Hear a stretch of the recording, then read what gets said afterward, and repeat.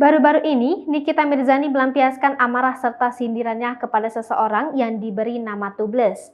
Tubles ini diduga adalah Isa Zega yang berseteru dengan Nikita Mirzani dan Lucinta Luna.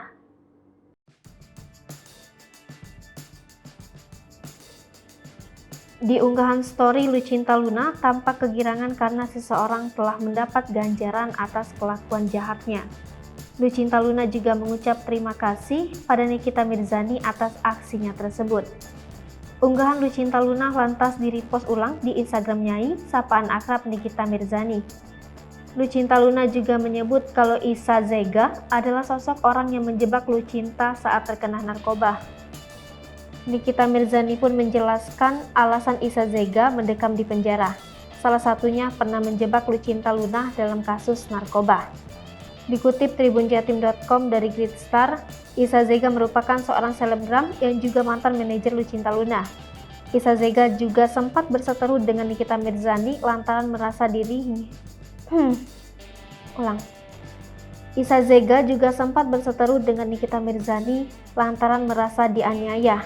Mantan manajer Lucinta Luna ini bahkan mengaku dipukuli oleh orang-orang suruhan Nikita Mirzani. Namun Nikita Mirzani sendiri membantah jika dirinya menyuruh orang untuk memukul Isa Zega.